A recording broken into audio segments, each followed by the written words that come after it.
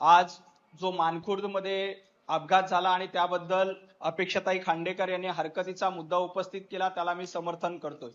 महापौर महोदया, मानखुर्दमध्ये जो अपघात झालाय त्या अपघातामध्ये भास्कर रावसाहेब कागदे हे ज्येष्ठ नागरिक जे माझ्या प्रभागामध्ये माझ्या वॉर्डमध्ये राहत होते त्यांचा दुर्दैवी मृत्यू झालाय।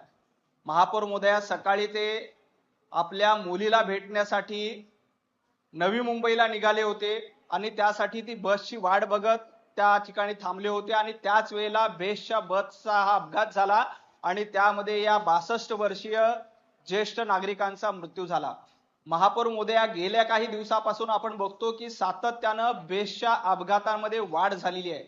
त्यामुळे हे अपघात नेमके का होतात आणि त्याला जबाबदार कोण आहे यासाठी आपल्या मार्फत एक चौकशी समिती स्थापन करावी आणि सातत्यानं ज्या अपघाताच्या घटना घडतायत त्याची गांभीर्यानं चौकशी करून त्या दोषींवर कारवाई करावी। तशी समिती आपण निर्देश प्रशासनाला द्यावे की तातडीनं ती समिती गठीत व्हावी आणि याबद्दलचं कारण काय आहे आणि भविष्यात असे अपघात होणार नाहीत यासाठी खबरदारी घ्यावी।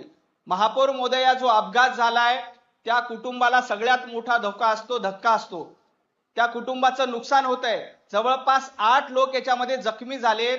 काही लोकांना कायमचं अपंगत्व आलंय, त्यांना आता भविष्यात काम देखील करता येणार नाही।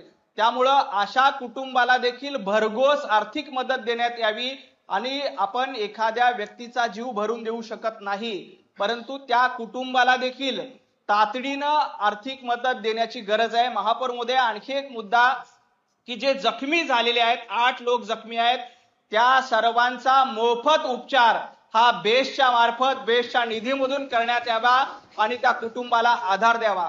महापौर महोदया, ज्या परिसरामध्ये तो अपघात झालाय तो परिसर अतिशय गर्दीचा परिसर असतो। मानखुर्दच्या रेल्वे स्टेशन परिसरामध्ये प्रचंड गर्दी असते। मोठ्या प्रमाणात इलिगल पार्किंग देखील महापौर महोदया त्या ठिकाणी होते। अनधिकृत फेरीवाले आणि पार्किंगचा मुद्दा देखील त्या रस्त्यावर मोठ्या प्रमाणात असतो।